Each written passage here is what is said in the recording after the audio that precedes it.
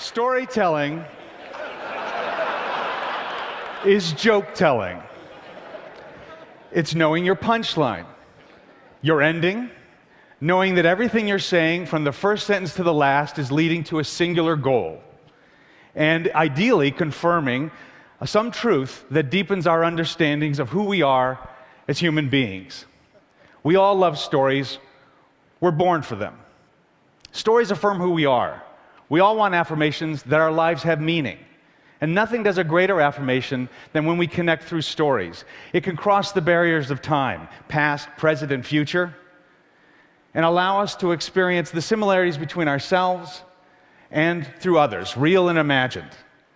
The children's television host, Mr. Rogers, always carried in his wallet a quote from a social worker that said, "Frankly, there isn't anyone you couldn't learn to love once you've heard their story."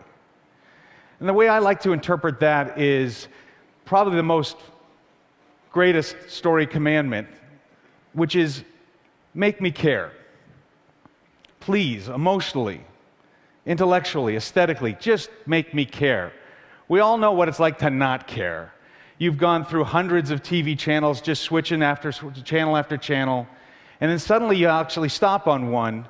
It's already halfway over, but something's caught you, and you're drawn in, and you care. That's not by chance, that's by design.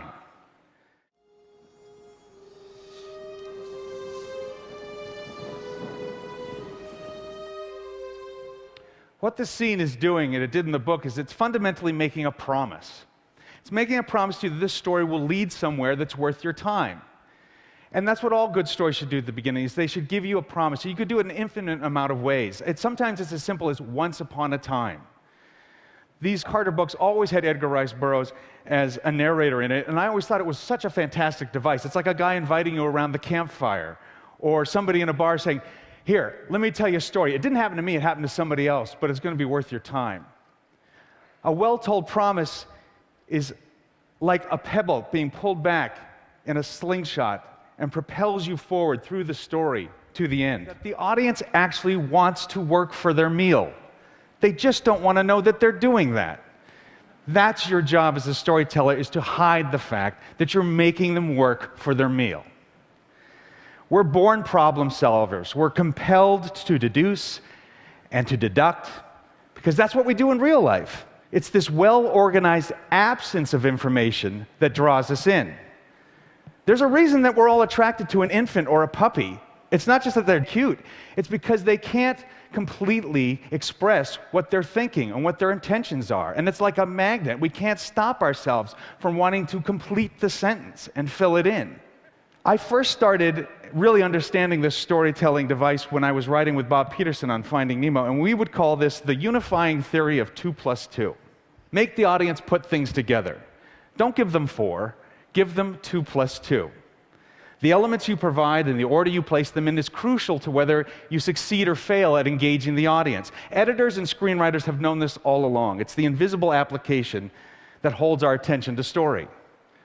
I don't mean to make it sound like this is an actual exact science. It's not. That's what's so special about stories. They're not a widget.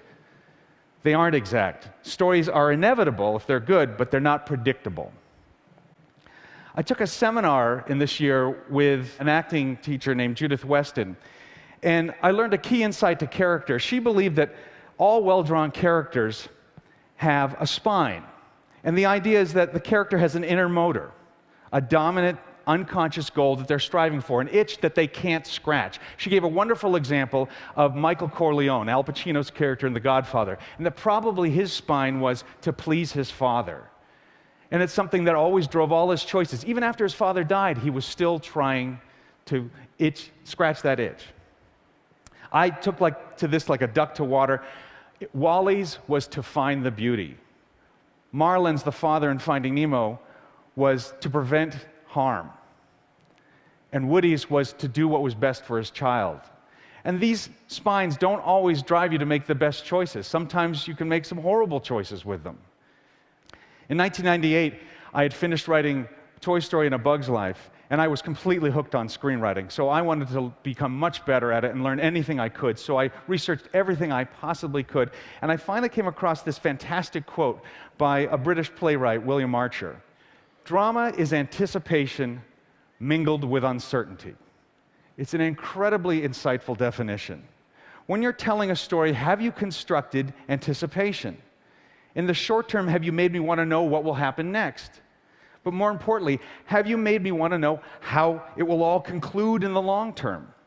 Have you constructed honest conflicts with truth that creates doubt in what the outcome might be? An example would be in Finding Nemo. In the short tension, you were always worried, would Dory's short-term memory forget whatever she was being told by Marlin?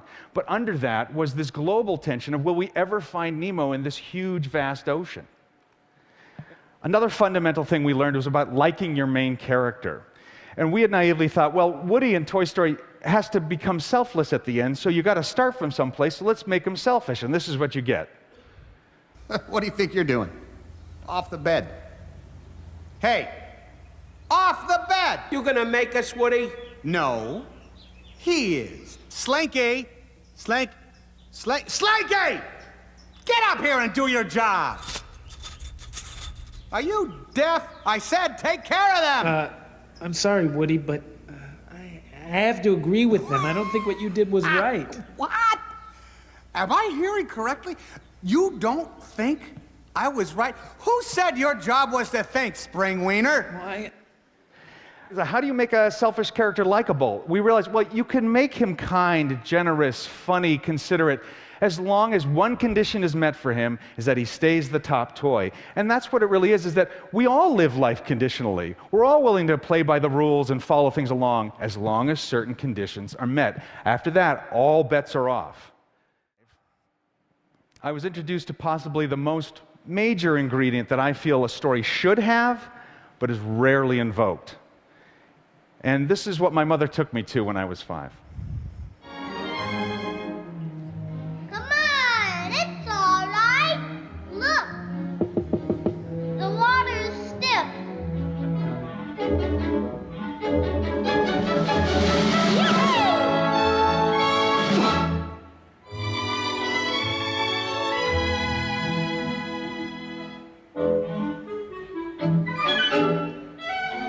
Some fun, huh, Bambi? Come on, get up, like this. No.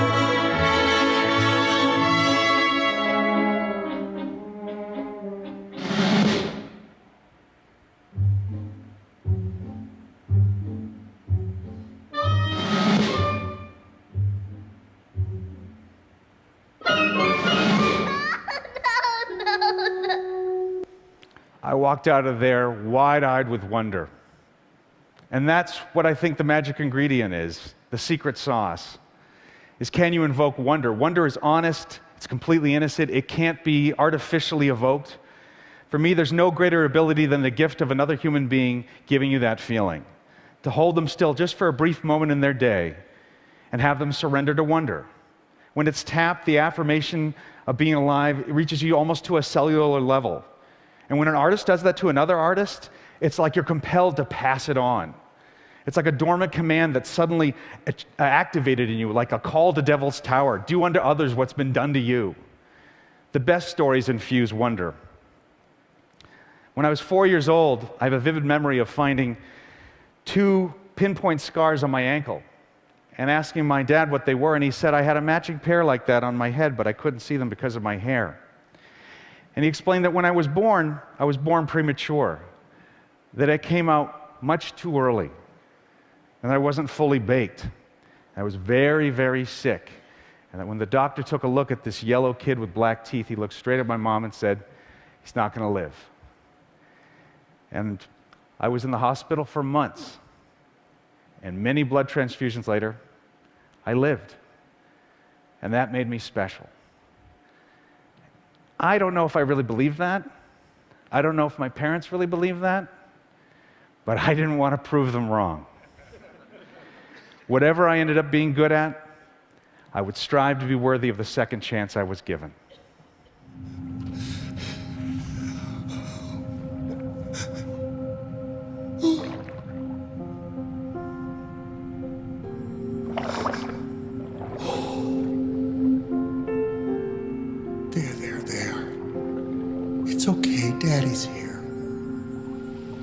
Daddy's got you.